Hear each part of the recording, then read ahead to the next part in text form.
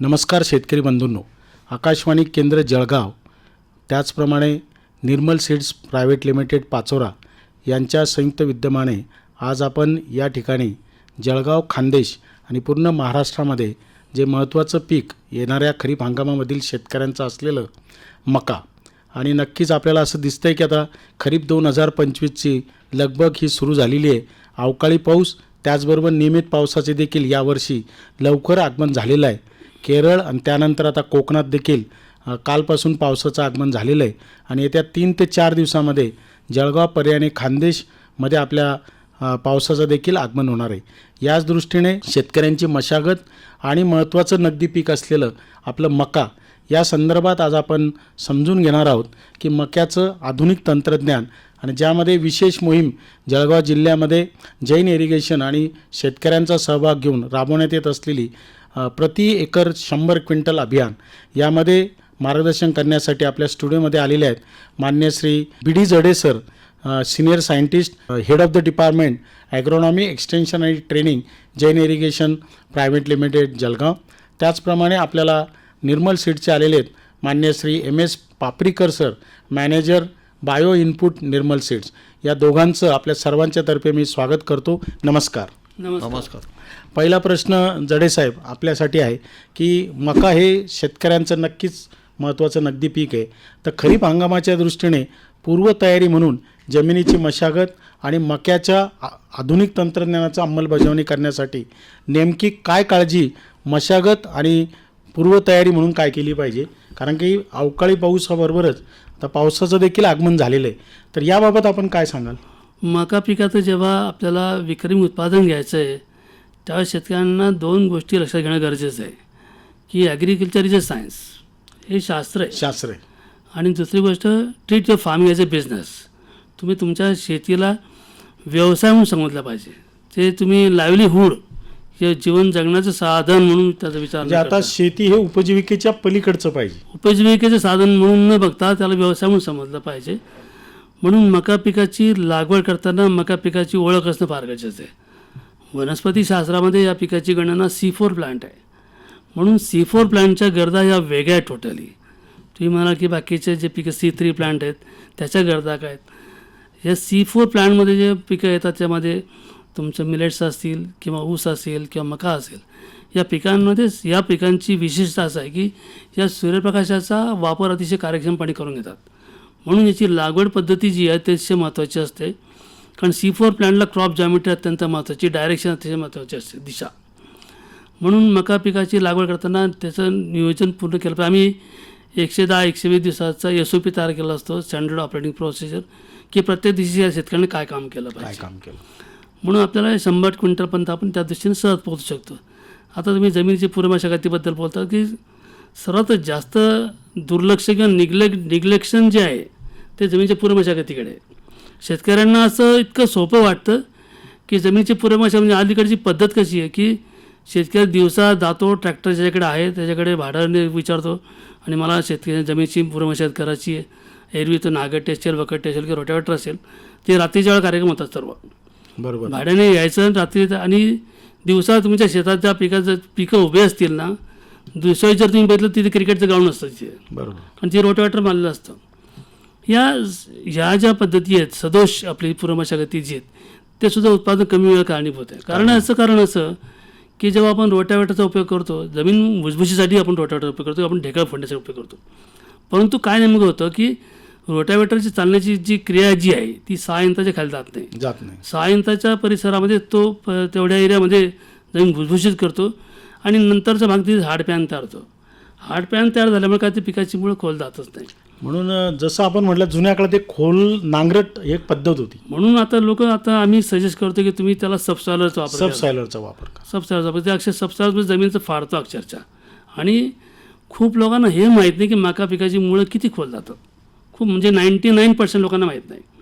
मका पिकाची मुळं ही जवळपास 100 ते 120 सेंटीमीटरपर्यंत, ज्याला सोटमुळ म्हणतो आपण, तंतुमयच मुळं हे 100 ते 120 सेंटीमीटरपर्यंत खोल जातात. पण त्याला जमिनीची पूर्वमशागत अशी तुमची you have to bring soil at a fine tilth. तुमची भुसभुशीत जमीन पाहिजे, त्याला भुरभुरी पाहिजे. मग त्याकरता तुम्हाला जमिनीची खोल नांगरटी केली पाहिजे, वकटीच्या पाळ्या दिला पाहिजे, नंतरच रोटावेटरचा उपयोग केला पाहिजे. तर तुमची जमीन भुसभुशीत राहणार आहे. म्हणजे आता आपल्याला शेतकऱ्यांनी तातडीने सब सॉयलरचा वापर करून, कारण की जमिनी आपल्या कडक झालेल्या आहेत मित्रांनो, आणि म्हणून जसं जडे सर म्हणतात तातडीने सब सॉयलर घेऊन खोल नांगरट आपण केली पाहिजे, म्हणजे भुसभुशीत रान होईल आणि आपल्याला मक्याचं उत्पादन येण्याची पहिली पायरी हो. आपण साध्य करू शकतो. हो, कारण इस्रायल असेल, आपण जो गोष्टी फार मोठ्या मोठ्या करतो ना, ऐकतो, वाचतो, सोशल मीडियावरती बघतो. ब्राझील असेल, स्पेन असेल, इस्रायल असेल किंवा ऑस्ट्रेलिया असेल, त्या ठिकाणी सर्वात प्रायोरिटी जे महत्त्वाचं जे काम करतं ते जमिनीची पूर्वमशागत आहे आणि बेड प्रिपरेशन आहे. आणि मका पीक, ज्यांना मका पिकाचं एकरी 100 क्विंटल उत्पादन घ्यायचं आहे, त्यांनी प्लेन जमिनीवरती किंवा सपाट जमिनीवरती लागवड करून चालणार नाही आहे. त्यांनी मका पिकाची लागवड ही गादी वाफ्यावरतीच करायची आहे. म्हणजे खोलवर नांगरटी करणे आणि BBF किंवा रुंद सरी वरंबावर लागवड करायची. मग गादी वाफा करताना आता तुम्हाला पीक पोषण पद्धती आपण नंतर सांगणार आहे, परंतु शेणखताचा किंवा सेंद्रिय खताचा वापरतो आहे तो जमिनीचं पूर्ण आपल्याकडे भरपूर उपलब्ध नसतं. परंतु जे काही आहे ते सर्व शेतात फेकून न देता जे आपण बेड बनवणार आहोत त्या बेडमध्येच भरायचं आहे. म्हणजे गादी कमी लागेल आणि त्याचं व्यवस्थित लागेल. 100% व्यवस्थित लागेल. हो, आणि बेड तयार करतानाच आपल्याला बेडची जी डायमेन्शन जी असणार आहे, बेडची उंची साधारणपणे आपल्याला 1 फूट उंचीची पाहिजे, कारण पाऊस पडल्यानंतर तो खाली दबत जाणार, त्याची हाईट कमी होऊन जाणार आणि मुळंसुद्धा पुन्हा जमिनीत जाणार. मुळं आपल्याला गादी वाफ्यामध्ये पाहिजेत, कारण जमीन जशी पोकळ राहील वाफा, तर पिकाची मुळं पाण्याचं खतांचं शोषण चांगल्या पद्धतीने करतात. म्हणून गादी वाफा करायचं असतं. आणि गादी वाफा दुसरा पीक असं की पावसाळ्यात खरीपाचं हंगामाचं पीक असणार आहे. धो जरी पाऊस पडला तरी मका पिकामध्ये जास्त पाणी साचणार नाही, जास्तच पाण्याचे त्याचा निचरा होऊन जाईल, बरोबर आहे. म्हणून गादी वाफा केला पाहिजे. गादी वाफा करताना त्याची उंची 30 सेंटीमीटर 1 फूट ठेवा. त्याची गादी वाफेची रुंदी जी आहे, वरचा जो टॉप आहे तो 60 सेंटीमीटर ठेवायचा आहे.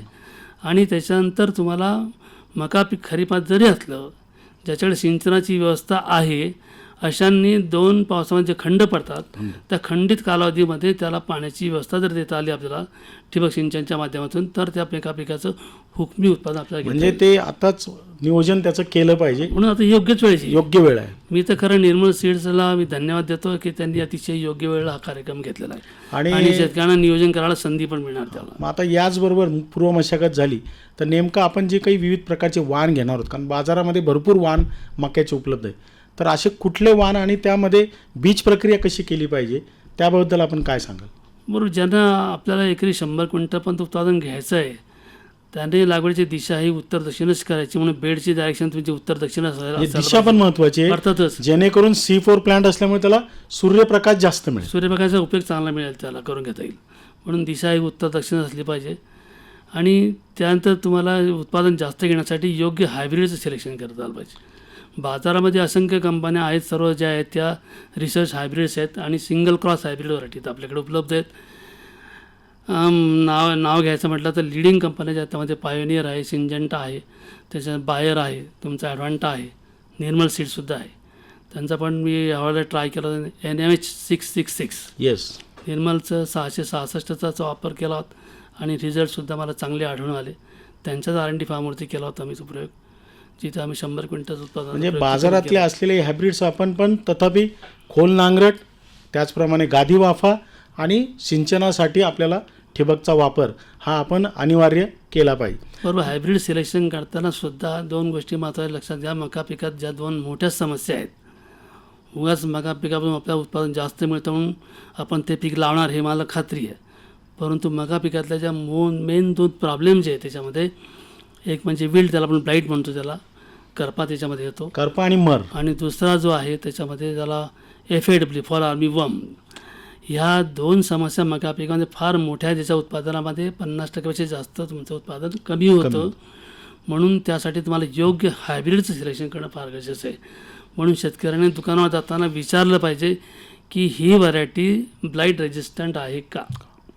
दुसरं, याच्यासाठी सीड ट्रीटमेंट जी आहे, सीड ट्रीटमेंट ही ब्लाईट आणि FAW केलेली सुद्धा असते. उदाहरणार्थ तुमचं फ्युफिडेन जे आहे किंवा ट्रायफ्लॉक्झिट्रोबिन जे आहे हे तुमचं याच्यासाठी ब्लाईटसाठी आहे आणि फर्टेन्झा जो आहे ते FAW आहे. म्हणजे थायमेथॅक्झाम प्लस तुम्ही मॅथॅलॅक्झा वापरलं तर दोघांचाही तुम्हाला वापर करता येईल. याच्यानं तुमचं फंगल डिसीजेस आणि जो सर्वात मोठा पेस्ट जो आहे तुमचा फॉल ऑफ वर्म जो आहे लष्करी अमेरिकन अळी. लष्कर अळी, त्याच्यासाठी नियंत्रणासाठी ट्रीटेड सीड जे आहे, बीज प्रक्रिया केलेलं कंपनीने तेच बियाणं घ्यावं असा माझा आग्रह राहणार आहे. त्याचबरोबर आपण असं म्हणतो की आपण जे खात्रीशीर जे बियाणं आपण घेणार आहोत त्याला बीज प्रक्रिया केलेली आहे. त्याचबरोबर निर्मल सीडचं मायक्रोरायझा हे फार नामांकित जैविक चांगल्या प्रकारचं एक बीज प्रक्रियेसाठी त्यांनी संशोधित केले एक रायझोमिका ज्याला आपण म्हटलं जातं. तर या बाबतीत आता मान्य श्री MS पापरीकर सर आपण काय सांगाल? सर, रायझामिका हे प्रॉडक्ट आपण मायक्रोरायझा नावाच्या फफुंदा म्हणजे बुरशीपासनं तयार केलेलं प्रॉडक्ट आहे. रायझामिका रूट ऑर्गन कल्चर या तंत्रज्ञानाने आपण विकसित केलेलं आहे आणि याची अद्ययावत प्रयोगशाळा निर्मल सीड प्रायव्हेट लिमिटेड इथे उभारलेली आहे. तर रायझामिका याची सीड ट्रीटमेंट म्हणजे बीजप्रक्रिया कशी करावी याविषयी थोडक्यात माहिती सांगतो. मक्याचं 4 किलो बियाणं आपल्याला एका पिशवीमध्ये भरायचं आहे. त्याच्यासोबत 50 ग्रॅम रायझामिका हे टाकायचं आहे आणि 70-80 ml पाणी त्याच्यात ओतायचं आहे. पिशवीचं तोंड बंद करून पिशवी 7-8 वेळा हलवायची आहे, जेणेकरून रायझामिकाची ट्रीटमेंट कोटिंग हे बियाणावर व्यवस्थित लागेल आणि त्याच्यानंतर बियाणं काही काळ वाळवायचं आहे आणि वाळवल्यानंतर ते पेरणीसाठी घ्यायचं आहे. या पद्धतीने आपल्याला रायझामिकाची ट्रीटमेंट करता येते. म्हणजे आपण जसं म्हणता की शेतकऱ्यांनी खात्रीशीर बियाणं जे घेतलेलं आहे त्याला तर केमिकल ट्रीटमेंट केलेलीच आहे, जेणेकरून आपल्याला ब्लाईट त्याचा रेजिस्टन्स होईल आणि आपल्याला लष्करी अळीचा बंदोबस्त होईल. त्याचबरोबर उत्पादन वाढवण्यासाठी आणि अन्नद्रव्य उपलब्ध होण्यासाठी या रायझोमिकाचा आपल्याला नक्कीच जसं पापरीकर सरांनी सांगितलं त्याचा वापर आपल्याला नक्कीच करायचा आहे. त्यांनाच माझा पुढचा प्रश्न आहे की याचा वापर आपल्याला पुढे ठिबक सिंचनामधनं सुद्धा करता येतो का? हो, निश्चितपणे रायझामिका आपल्याला ठिबक सिंचनामार्फतही करता येतं, कारण हे द्रावणीय प्रॉडक्ट आहे. पाण्यात विरघळणारं प्रॉडक्ट असल्यामुळे आपल्याला ठिबकद्वारे याचा वापर करता येतो. 100 ग्रॅम रायझामिका आपण 200 लिटर पाण्यामध्ये मिश्रण करून ते जे द्रावण आहे ते आपण 1 एकर क्षेत्राच्या मक्याच्या क्षेत्रासाठी वापरू शकतो आणि याचा द्रावण म्हणून वापर होऊ शकतो. आता याचबरोबर आपले जे इतर जीवाणू जे काही आहे, जीवाणू संवर्धन ज्याला आपण म्हणतो, तर असे कोणते आहेत आणि त्याचा वापर कसा केला पाहिजे? यामध्ये सर आपण बायोपोनिक नावाचं एक NPK मायक्रोबियल कॉन्सॉर्शिया नावाचं एक प्रॉडक्ट उत्पादित केलेलं आहे.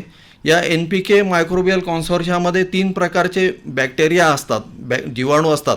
त्याच्यामध्ये नत्र स्थिरीकरण करणारे बॅक्टेरिया, स्फुरद विरघळणारे बॅक्टेरिया व पालसचं वहन करणारे बॅक्टेरिया, अशा 3 बॅक्टेरियाचा एकच प्रॉडक्ट आपण बायोपोनिक या नावाने उत्पादित केलेलं आहे.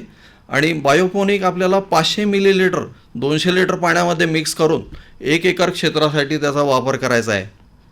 हां, म्हणजे आपण नक्कीच ही ट्रीटमेंट पेरणीच्या दिवशीच आपल्याला बियाणाला करायची, जेणेकरून त्याची उत्पादन वाढीमध्ये होतं. आणि हे बायोपोनिक जे आपण म्हटलात तर नेमकं यामध्ये हे मिश्रण आहे, लिक्विड आहे, कसं आहे, आणि मग याचा वापर आपण जसं सांगितला तर आता शेतकऱ्यांना तो केलाच पाहिजे. बरोबर आहे सर. हां, तर नक्कीच शेतकरी मित्रांनो, जसं आजच्या आपल्याला कार्यक्रमामध्ये जडे साहेबांनी मका पिकाचं जागतिक पातळीवरती असलेली उत्पादन क्षमता, त्याचप्रमाणे भारतामध्ये आणि महाराष्ट्रात आणि विशेष करून आपल्या खानदेश भागामध्ये कापसाचं नक्कीच हे नगदी पीक आहे, पण त्याचबरोबरीने आता मकाचं क्षेत्र जे वाढणार आहे त्याबाबतचं आपल्याला एकरी 100 क्विंटलपर्यंत कसं जाता येईल त्याबाबतीत नक्कीच जडे साहेबांनी आपल्याला पूर्व मशागत, योग्य संकरित वाणांचा वापर, त्याबाबतची बीज प्रक्रिया याबाबत जडे साहेब आणि पापरीकर सर यांनी आपल्याला नक्कीच मार्गदर्शन केलेले आहे.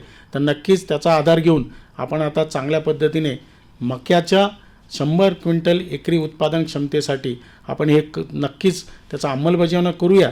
आणि पुढच्या भागामध्ये आपण कसल्या प्रकारच्या लागवडीचे अंतर, त्याचप्रमाणे आंतरमशागत आणि मग खतांचा वापर आणि एकात्मिक कीड व्यवस्थापनाबाबत त्यांच्याचकडून पुढच्या भागामध्ये आपण समजून घेणार आहोत.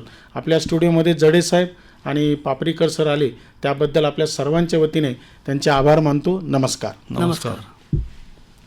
निर्मल संकरित मका NMH 666, वजनदार दाणे, एक समान आकाराचं कणीस, शेंड्यांपर्यंत भरलेले दाणे, आकर्षक रंगाचे नारंगी दाणे, परिपक्व होईपर्यंत चारा हिरवा राहतो, उत्कृष्ट दर्जेदार आणि भरघोस उत्पादन देणारं वाण निर्मल संकरित मका NMH 666. दाणा वजनदार, कणीस भरदार. निर्मल संकरित मका NMH 666.